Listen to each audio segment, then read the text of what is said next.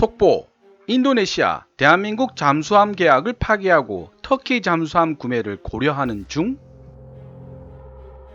안녕하십니까 KKMD 시청자 여러분, KKMD를 제작 진행하고 있는 케빈입니다.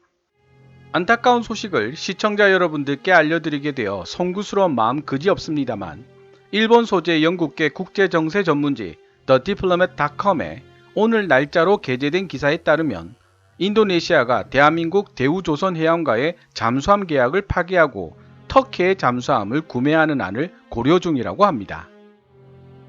KFX 사업을 진행하는 과정에서 프랑스 라팔 전투기 구매를 고려 중이라는 발표를 하고 프랑스의 스콜펜급 잠수함을 구매할지도 모른다며 갈짓자 행보를 펼치던 인도네시아가 이번에는 노골적으로 대한민국과의 잠수함 계약을 파기하고 터키산 잠수함을 구매하겠다는 속내를 언론에 흘리고 있는 모양새입니다. 도대체 뭐가 어떻게 되어가는 이야기인지 먼저 TheDiplomat.com의 기사를 살펴보도록 하겠습니다. 기사 내용은 노란색 글자로 표시됩니다. 국제방산 전문지 제인즈의 2020년 4월 1일자 보도에 따르면 인도네시아 국방부가 대한민국의 조선업체 대우조선해양과 체결했던 9억 달러, 한화 1조 1천억 규모의 209 1400형 나가파사급 디젤 전기 공격 잠수함 3척에 대한 건조 계약을 재검토하고 있는 것으로 알려졌다. 인도네시아 국방부의 이러한 디젤 전기 잠수함 건조 계약에 대한 재평가 움직임이 생겨난 주된 이유는 향후 인도네시아의 국방 예산 축소가 예상되는 가운데 국방비 지출을 줄이기 위한 노력의 일환인 것으로 알려졌다. 제인즈와 연결되어 있는 인도네시아 국방부 및 인도네시아 해군의 소식통들은 현재 논의되고 있는 문제들 중에는 2019년 4월에 발표된 대한민국과의 디젤 전기 잠수함 계약을 취소하는 경우 인도네시아에 발생할 수 있는 법적, 재정적 영향에 대한 문제들도 포함되어 있다고 확인해 주었다. 배치 2로 명명되었던 이 계약은 그 이전에 있었던 배치 1의 나가파사급 잠수함 세대의 마지막 잠수함인 KRI 알루고로가 2019년 4월에 진수된 이후 발주된 후속 주문으로 4월 12일 서부 자바 지역의 반둥에서 체결되었다. 인도네시아 정부와 대우조선해양은 지난 2011년 12월 인도네시아 국방부의 2024 국방전략계획에 따라 나가파사급 디젤 전기 공격 잠수함 세대에 대한 계약을 체결했었다. 당시 본 기자가 보도했던 내용을 다시 한번 살펴보자. 2024 국방전략계획 2024 Defense Strategic Plan은 인도네시아 해군을 위한 10대의 새로운 디젤 전기 공격형 잠수함을 조달할 것을 요구하고 있다. 배치 2의 잠수함들은 2026년까지 건조가 완료될 전망이다. 인도네시아 해군이 신규 잠수함을 마지막으로 도입한 것은 1980년대로서 독일의 209 1300형 카크라급 디젤 전기 공격 잠수함 3척 인수가 끝이었다.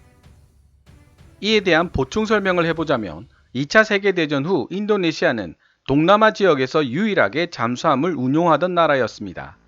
1959년 소련의 위스키급 잠수함을 12척, 위에서 언급한 1980년대 독일의 209 1300형 카크라급 공격 잠수함 2척을 도입했죠. 하지만 1960년대 인도네시아 정권을 잡고 있던 수하르토 정부는 군 근대화에 큰 관심이 없었고 그 결과 1990년대 초 인도네시아가 운용하는 잠수함은 독일의 209 1300형 2척으로 줄어들고 맙니다. 결국 2000년대에 접어들면서 오히려 인도네시아를 제외한 동남아 각국들의 잠수함 전력이 크게 강화되고 중국 잠수함들이 인도네시아 근해에 자주 등장하면서 인도네시아가 크게 자극받는 계기가 되었습니다. 인도네시아 해군은 작전상 운용할 수 있는 디젤 전기 공격용 잠수함이 적어도 12척은 필요하다고 정부에 요구했지만 소식통들이 전하는 바에 따르면 이 요구는 거부당하고 오히려 8척으로 제한당했다. 이 1400톤의 209 1400 디젤 전기 잠수함은 대한민국의 대우조선해양이 독일의 209형 잠수함의 파생형을 면허 생산한 것으로 운용 가능한 작전 범위는 대략 11,000해리이며 약 50일 동안 자망이 가능하다. 본 기자가 작년 기사에서도 언급했듯이 2019년 한국과 인도네시아 사이에 이루어진 계약서는 새로운 디젤 전기 공격 잠수함의 부품들이 한국과 인도네시아 두 나라 모두에서 만들어질 것으로 예견하고 있었다. 이 부분도 다시 한번 살펴보자. 인도네시아 국영 조선업체 PTPAL은 배치 2로 만들어질 나가파사급 디젤 전기 잠수함들 중 1번함에 필요한 6개 모듈 중 2개를 인도네시아에서 건설할 예정이다. 하지만 최종 조립은 대한민국의 대우 옥포 조선소에서 진행될 것이다. 6개 모듈 중 4개의 모듈이 인도네시아 국영 조선소 PTPAL에 의해 건조되는 네 번째 나가파사급 디젤 전기 잠수함이 될 2번 함의 경우에도 최종 조립은 역시 대한민국에서 이루어질 예정이다. 3번 함과 마지막 4번 함의 6개 모듈은 모두 인도네시아에서 건설될 것으로 알려졌지만 최종 조립이 인도네시아에서 진행될지 아니면 대한민국에서 진행될 것인지는 불분명하다.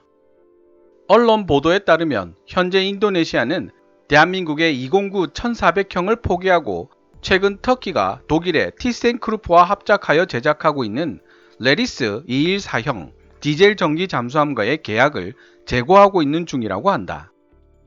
인도네시아 해군은 당초 이 214형 잠수함을 공급하겠다는 제의를 2017년 터키의 골주쿠 조선소로부터 받았으나 최종적으로 대한민국의 209 1400형 디젤 전기 잠수함을 채택한 전력이 있다.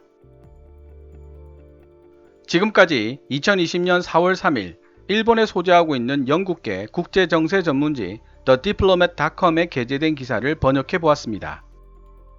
기사 내용에는 인도네시아가 국방 예산 감소에 따른 재정적 문제로 대한민국과의 잠수함 계약을 파기하려 한다고 설명되고 있지만 그 설명을 액면 그대로 받아들이기에는 터키의 214형 잠수함의 도입을 다시 고려 중이라는 인도네시아 정부의 태도가 이상합니다. 돈이 없으면 잠수함 도입을 중지해야 하는 것이 앞뒤가 맞는 태도인데 엉뚱하게도 또 다른 잠수함을 고려하고 있다는 이야기는 결국 이렇게 이해를 해야 할 것 같습니다. 대한민국과의 신뢰관계보다 더 중요한 이해관계가 걸려있다는 뜻이겠죠. 대한민국이 인도네시아에 수출한 나가파사급 디젤 전기 잠수함은 독일 209형을 모델로 한 잠수함입니다. 우리나라에는 장보고급으로 알려져 있죠. 장보고급 다음으로 만들어진 잠수함이 바로 독일 214형을 모델로 한 손원일급 잠수함입니다. 손원일급 잠수함은 장보고급보다 많은 면에서 진보된 잠수함입니다. 어뢰 재장전과 어뢰 적재 시간이 단축되었을 뿐만 아니라 대함미사일 및 순항미사일 탑재 기능까지 갖추고 있어 대함전, 대공전, 대잠전, 적기지 봉쇄 및 공격기뢰 부설 임무 등을 수행할 수 있고 수중에서 300개의 표적을 동시에 처리할 수 있는 능력을 보유하고 있습니다. 또한 214형은 영구 자석 추진 모터와 함께 공기가 없어도 추진할 수 있는 공기 불효 추진 체계가 적용되어 있습니다. 최고 속력 20노트, 시속 37km로 승조원 40여 명을 태우고 미국 하와이까지 연료 재충전 없이 왕복 항해할 수 있으며 특히 공기 불효 장치 덕택에 수면에 올라오지 않고 2주간 수중에서 작전 수행이 가능해 디젤 잠수함으로서는 세계적 수준으로 평가받고 있습니다. 장보고급 때보다 3-4배 넓어진 작전 반경을 자랑하죠. 한때 214형 잠수함에서 많은 문제가 발생되었지만 지금은 거의 해결된 상태입니다. 문제는 터키가 2009년 독일의 방산업체인 티센크루프와 손잡고 이 214형 잠수함을 건조하기로 계약을 했었는데요. 재정 문제로 계속 지연되어 오다가 2019년 12월에 1번 함이 완성되었습니다. 인도네시아가 바로 이 시점에 대우와의 잠수함 계약 파기 움직임을 보이면서 터키의 214형 잠수함에 관심을 보인다는 것은 그 의도가 명백합니다. 기술적으로 더 앞선 잠수함을 가지고 싶다는 뜻이겠죠. 2017년에도 터키가 214형 잠수함을 제안했음에도 인도네시아가 채택하지 않은 상세한 이유는 알 수 없지만 아마도 당시 터키가 재정 문제로 꽤 오랜 기간 동안 잠수함을 제대로 건조하고 있지 못한 상황이 반영되었을 수 있습니다. 하지만 지금 터키가 1번함을 무사히 건조해냈으니 생각이 또 바뀌었을지도 모르는 일이고 어쩌면 터키가 더 많은 기술 이전을 약속했을지도 모르는 일입니다. 어찌되었든 인도네시아가 대한민국에게 많은 숙제를 안겨주고 있습니다. 지난번 인도네시아 내부에서 벌어지고 있는 권력투쟁과 그 권력투쟁이 KFX 및 잠수함 계약에 대해 미치고 있는 내용을 다루었던 126화에서도 말씀드렸지만 현재 인도네시아의 국방장관인 프라보와 수비안토는 무기 구매 다변안을 통한 균형 외교를 천명하고 있습니다. 프랑스 정부와도 밀접한 관계를 맺고 있는 것으로 알려져 있고요. 국제관계는 냉혹한 이해관계와 힘으로 조정되는 세계라는 사실을 알고는 있지만 무려 1조 원에 달하는 잠수함 계약을 파기하려 하는 인도네시아 정부의 태도를 보면서 당황스러운 감정이 생기는 것은 어쩔 수가 없네요. 물론 그들의 입장에서 볼 때 자신들의 이익을 최우선으로 하는 것이 당연하겠지만 때로는 눈앞의 작은 이익이 아니라 더 먼 곳에 있는 큰 이익을 봐야 할 때도 있는 법입니다. 인도네시아 정부가 정말로 1조 1천억의 잠수함 계약을 파기하고 터키로 향한다면 앞으로 대한민국 정부는 인도네시아와 어떤 일을 진행하더라도 국민적 지지를 받기는 어려울 수도 있겠다는 생각이 들었습니다. 정치를 하는 사람 입장에서는 결코 여론을 무시할 수 없기 때문이죠.